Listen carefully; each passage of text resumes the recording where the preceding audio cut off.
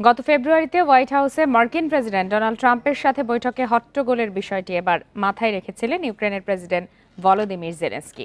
সেবার অস্ত্র সহায়তার জন্য ধন্যবাদ না দেয়ায় জেলেনস্কিকে ভাইস প্রেসিডেন্ট ভ্যান্সের তুলোধুনো করার পর এবার বক্তব্যের প্রথম 10 সেকেন্ডে 4 বার ধন্যবাদ বলেছেন জেলেনস্কি।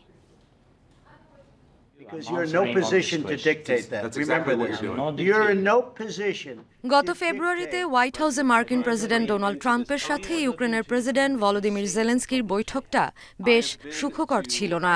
হোয়াইট হাউসে প্রথমবারের মতো কোনো রাষ্ট্রপ্রধানকে তুলোধুনো করার দৃশ্য সেবার দেখেছে পুরো বিশ্ব।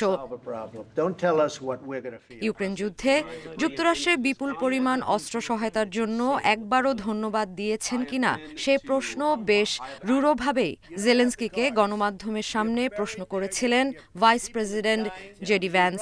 শুধু তাই নয়, এজন্য জেলেনস্কিকে অকৃতজ্ঞও বলেছিলেন তিনি। ফেব্রুয়ারির সেই বিব্রতকর বৈঠক আর রূঢ় প্রশ্নের কথা যে ভুলে যাননি তা এবার হোয়াইট হাউসে পৌঁছেই বুঝিয়ে দিলেন জেলেনস্কি। এবার বৈঠকের পরিবেশ গত ফেব্রুয়ারির চেয়ে ছিল অনেকটাই সৌহার্দ্যপূর্ণ।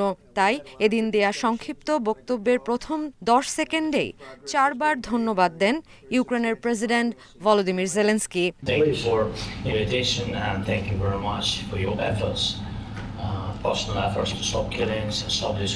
জেলেনস্কি ট্রাম্পকে উদ্দেশ্য করে বলেন, আমন্ত্রণের জন্য আপনাকে ধন্যবাদ, হত্যাকাণ্ড থামাতে ও এই যুদ্ধ বন্ধে আপনার ব্যক্তিগত প্রচেষ্টার জন্য অনেক অনেক ধন্যবাদ। এই সুযোগকে কাজে লাগানোর জন্য ধন্যবাদ, আর আপনার স্ত্রীকেও অনেক ধন্যবাদ।